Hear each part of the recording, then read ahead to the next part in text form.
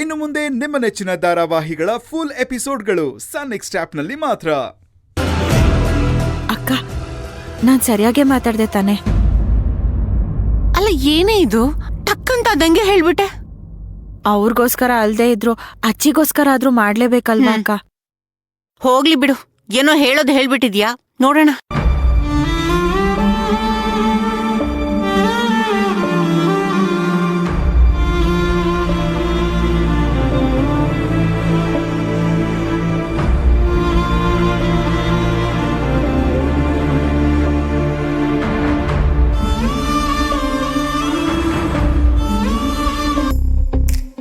ಸರಿ ಅಕ್ಕ, ನಾವ್ ಯಾಕೆ ಹೋಗ್ಬೇಕು? ನೀವ್ ಬರೋದಕ್ಕೋಸ್ಕರನೇ ಕಾಯ್ಕೊಂಡಿದ್ದೆ. ತಗೊಳ್ಳಿ ಅಂತ ಏನ್ ಅಷ್ಟನ್ನು ತೆಗೆದು ಕೊಟ್ಬಿಡ್ತಾರ? ಇಲ್ಲ ತಾನೆ? ಮತ್ ನಾವ್ ಯಾಕೆ ಹೋಗ್ಬೇಕು? ಏನೇ ಇದು ಇಷ್ಟೊತ್ತು ದೊಡ್ಡ ಆರ್ಮಿ ಆಫೀಸ್ ತರ ನಾನು ಹೋಗ್ತೀನಿ, ಮಾಡ್ತೀನಿ, ನೋಡ್ತೀನಿ ಅಂತ ಹೇಳ್ತಿದ್ದೆ. ಈಗ ನೋಡಿದ್ರೆ ರಿವರ್ಸ್ ಹೊಡಿತಿದ್ಯಾ? ಅವ್ರನ್ನ ನಾನು ಹೋಗ್ತೀನಿ ಅಂದ ತಕ್ಷಣ ಆಸ್ ಯೂಶಲ್ ನಿಂಗ್ ಯಾಕೆ ಅದೆಲ್ಲ, ಹೋಗ್ ನಿನ್ ಕೆಲ್ಸ ನೀನ್ ನೋಡ್ಕೊ, ನೀನ್ ಯಾಕೆ ಹೋಗ್ಬೇಕು ಅಂತೆಲ್ಲ ಕೇಳ್ತಾರೆ ಅಂದ್ಕೊಂಡ್ರೆ, ಅವ್ರು ನೋಡಿದ್ರೆ ಪಟ್ಟಂತ ಒಪ್ಕೊಂಡೇ ಬಿಟ್ರು. ಅವರಿಂದನೇ ಈ ಕೆಲ್ಸ ಮಾಡಕ್ ಆಗಿಲ್ಲ ಅಂದ್ರೆ ನಮ್ಮಿಂದ ಏನ್ ಮಾಡಕ್ಕಾಗುತ್ತೆ?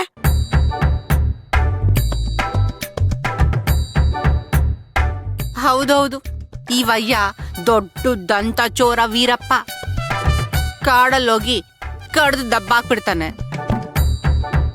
ಈ ವಯ್ಯನ್ಗೆ ನಮ್ಮತ್ರ ಅಷ್ಟೇ ಕಡೆ ಮಾತು, ಬೇರೆ ಕಡೆ ಮಾತೇ ಬರೋದಿಲ್ಲ. ಇಲ್ಲಿ ನಮ್ಮತ್ರ ಮಾತಾಡ್ಬೇಕಾದ್ರೆ ನೋಡಿದ್ಯಲ್ಲ ಯಾವ ರೇಂಜಿಗೆ ಸೌಂಡ್ ಕೊಡ್ತಾರೆ ಅಂತ. ಎಲ್ರು ಈ ರೈಲ್ ಬಿಡ್ತಾರೆ, ಈ ವಯ್ಯ ಬಾಯಲ್ಲೇ ಎತ್ತಿನ ಗಾಡಿ, ಏರೋಪ್ಲೈನು ಎಲ್ಲ ಬಿಟ್ಬಿಡ್ತಾನೆ. ಅದೆಲ್ಲ ಎಲ್ಲ ನಮ್ಮ ಹತ್ರ ಅಷ್ಟೇ ಕಣೆ. ಅದು ಸೀಲಿಂಗ್ ಮೇಲೆ ಕಣೆ ಫೈರ್ ಮಾಡಿರೋದು. ಅಷ್ಟಕ್ಕೆ ಹೆದರ್ಕೊಂಡು ಕೈ ಕಾಲೆಲ್ಲ ಒದ್ರಕೊಂಡು ಬದುಕಿದ್ರೆ ಸಾಕು ಅಂತ ಅಯ್ಯಪ್ಪ ಓಡ್ ಬಂದಿದ್ದಾನೆ ಅಷ್ಟೇ. ನಿನ್ ಗಂಡನ್ ನೋಡಿದ್ಯಾ? ಒಂದ್ ಹುಡ್ಗಿ ಹತ್ರ ಅದೆಲ್ಲ ನಾವ್ ಮಾತಾಡ್ಬಾರ್ದು, ಆದ್ರೂ ಹೇಳಲೇಬೇಕು. ಹೋಗಿ ಹೋಗಿ ಒಂದ್ ಹುಡ್ಗಿ ಹತ್ರ ನಿನ್ ಗಂಡ ಹೊಡ್ಸ್ಕೊಂಡ್ ಬಂದಿದ್ದಾನೆ. ಏನ್ ಮಾಡೋಣ? ಅಷ್ಟಾದ್ರೂ ಅವ್ನ್ ಕೊಬ್ಬು ಮಾತ್ರ ಕರ್ಗಿಲ್ಲ ಅಕ್ಕ. ಸೋತ್ಬಿಟ್ರೆ ಗುಲಾಮ್ರ ತರ ಇರ್ಬೇಕಲ್ಲ ಅಂತಾನೆ. ಎಷ್ಟಿರ್ಬೇಡ ಅವ್ನ್ ಮೈಯಲ್ಲಿ ಚರ್ಬಿ, ಅವ್ನ್ ಕೊಬ್ಬು ಕರಗ್ಸಕ್ಕಾದ್ರೂ ನಾವ್ ಹೋಗ್ಲೇಬೇಕು ಅಕ್ಕ. ಏಯ್ ಇರೆ, ಈಗ ನೀನು ಹೋಗಿ ಏನ್ ಮಾಡ್ತೀಯ?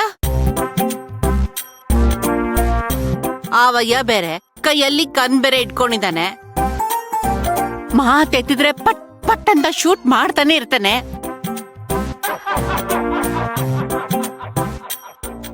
ನೀನೇನಾದ್ರೂ ಓವರಾಗ್ ಮಾತಾಡದ್ರೆ ಆ ವಯನ್ ಕೋಪ ಬಂದು ನಿನ್ ಬಾಯಿಲ್ ಗನ್ನಿಟ್ಟು ಪಟ್ ಅನ್ಸ್ಬಿಟ್ರೆ ಏನೇ ಮಾಡೋದು?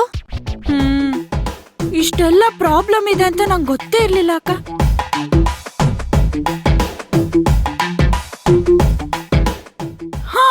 ಅಷ್ಟೆಲ್ಲ ಗೊತ್ತಿದ್ದಕ್ಕೆ ತಾನೆ ಅವ್ನ್ ನಮ್ಮನ್ನ ಆಟ ಆಡಿಸ್ತಾ ಇರೋದು.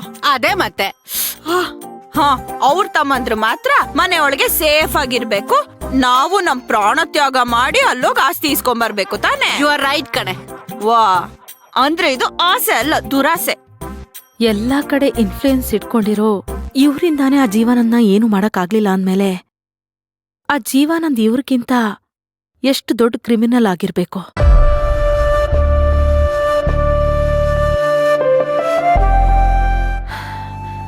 ಅಂತವನ ಹತ್ರ ಡೈರೆಕ್ಟ್ ಆಗಿ ಫೈಟ್ ಮಾಡಿದ್ರೆ ಗೆಲ್ಲಕ್ಕಾಗಲ್ಲ ಅಂತ ಹೆಣ್ಮಕ್ಳಾದ ನಮ್ಮನ್ ಕಳಿಸ್ತಾ ಇದ್ದಾರೆ. ಸೆಂಟಿಮೆಂಟ್ ಆಗಿ ಮಾತಾಡಿ ನಮ್ಮನ್ನ ನೈಸ್ ಮಾಡಿ ನಮ್ ಮೂಲಕ ಆಸ್ತಿನ ವಾಪಸ್ ತಗೋಬೇಕು ಅಂತ ನೋಡ್ತಿದ್ದಾರೆ. ಮಿಕ್ಕದಕ್ಕೆಲ್ಲ ಹೆಣ್ಮಕ್ಳು ಬೇಡ, ಇದಕ್ ಮಾತ್ರ ಹೆಣ್ಮಕ್ಳು ಬೇಕಂತೆ. ಇಲ್ಲ ಅಕ್ಕ, ಆ ಜೀವಾನಂದ್ ಹತ್ರ ಹೆಣ್ಮಕ್ಳೇ ಕೇಳ್ಕೊಂಡ್ರು ಅವ್ನ್ ಬಿಟ್ಕೊಡಲ್ಲ. ಅವನ್ ಗ್ಯಾಂಗ್ ಅಲ್ಲಿ ಲೇಡಿ ರೌಡಿಗಳನ್ನ ಇಟ್ಕೊಂಡಿದ್ದಾನೆ. ಅಲ್ಲಿ ಹೆಣ್ಮಕ್ಳಿದ್ರೂ ಅವ್ನ್ ಗನ್ ಶೂಟ್ ಮಾಡ್ತಾನೆ ಅಕ್ಕ. ಅವನ್ಗೆ ಹೆಂಗಸರು, ಮಕ್ಕಳು, ಒಳ್ಳೇದು ಇದ್ಯಾವ್ದ್ರ ಮೇಲೂ ಸೆಂಟಿಮೆಂಟೇ ಇಲ್ಲ. ಹಾಗಾದ್ರೆ ನಾವಲ್ಲೋಗಿ ಏನ್ ಮಾಡಕ್ಕಾಗತ್ತೆ ಜನನಿ? ಆಗ್ಬೇಕು. ಈ ಧರ್ಮರಾಜು ಜೀವಾನಂದ್ ಇಬ್ರು ಒಂದೇ. ಹೆಣ್ಮಕ್ಳನ್ನ ಕೀಳಾಗಿ ನೋಡ್ತಾರೆ. ನಿಮ್ಮನೇಲಿರೋರು ಎಲ್ರೂ ಸಹಿಸ್ಕೊಂಡಿರಕ್ಕಾಗತ್ತೆ, ಆದ್ರೆ ನನ್ನ ನೋಡಿದ್ರೆ ಕೋಪ ಬರತ್ತಾ ಅಂತ ಆ ಜೀವನ ನನ್ನನ್ ಕೇಳ್ತಾ ಇದ್ದಾರೆ.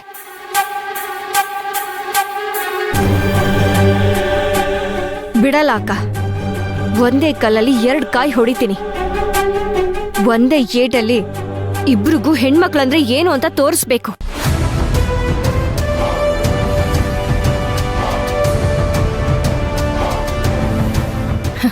ಗುಲಾಮ್ರ ತರ ಇರ್ಬೇಕು ಅಂತ ಹೇಳಿದ್ರಲ್ಲ,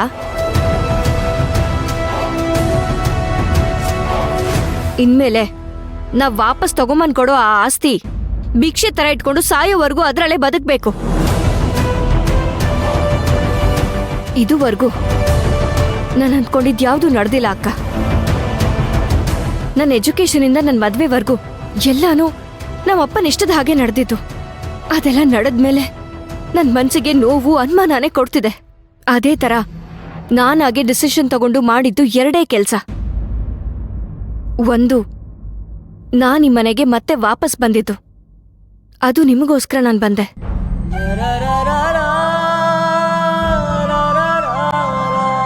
ಅದಕ್ಕೆ ಸಕ್ಸಸ್ ನನ್ಗೆ ಸ್ವಲ್ಪನೇ ಸಿಕ್ಕಿತು.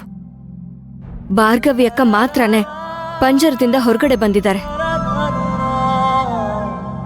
ಅದು ಎಲ್ರಿಗೂ ಹೆದರ್ಕೊಂಡು ಮುಚ್ಚುಮರೆ ಮಾಡಿ ಹೊರಗಡೆ ಬರ್ತಿದ್ದಾರೆ.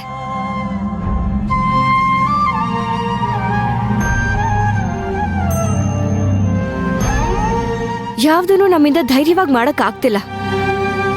ಆದ್ರೆ ಈಗ ಅದಕ್ಕೆಲ್ಲ ಒಂದ್ ಮುಕ್ತಾಯ ಸಿಗ್ಬೇಕು. ಐಶ್ವರ್ಯನ್ ವಿಷಯದಲ್ಲಿ ನಾವ್ ಸೋತೋಗಿರೋದನ್ನ ನೆನೆಸ್ಕೊಂಡ್ರೆ ನನಗೀಗ್ಲೂ ಸಂಕಟ ಆಗ್ತಿದೆ ಅಕ್ಕ. ಆದ್ರೆ ಈ ಸಲ ನಾನ್ ಖಂಡಿತವಾಗ್ಲೂ ಸೋಲಲ್ಲ ಅಕ್ಕ. ಈ ಜೀವಾನಂದು, ಈ ಧರ್ಮರಾಜನ ನಾನ್ ಸುಮ್ನೆ ಬಿಡಲ್ಲ. ಹೆಣ್ಣು ಅಂದ್ರೆ ಧ್ಯಾನ, ಹೆಣ್ಣು ಅಂದ್ರೆ ಸಮಾನ, ಹೆಣ್ಣು ಅಂದ್ರೆ ಪ್ರಧಾನ ಅನ್ನೋದು ಇವ್ರಿಗ್ ನಾನು ತಿಳಿಸ್ಕೊಡ್ತೀನಿ. ಈ ಜೀವನನ್ನ ನಾನು ಸೋಲಿಸಿ ತೋರಿಸ್ತೀನಿ.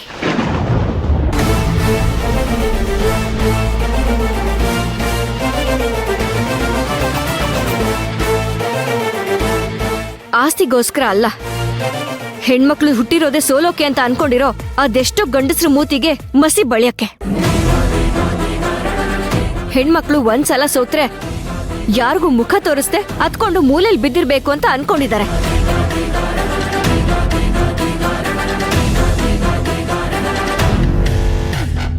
ಸುಟ್ಟು ಹಾಕಿದ್ರು ಬೂದಿಯಿಂದ ಮತ್ತೆ ಎದ್ದು ಬರೋ ಫಿನಿಕ್ಸ್ ಪಕ್ಷಿ ತರ ಮತ್ತೆ ಎದ್ದು ಗೆದ್ದು ಪ್ರೂವ್ ಮಾಡಿ ತೋರಿಸ್ತೀನಿ.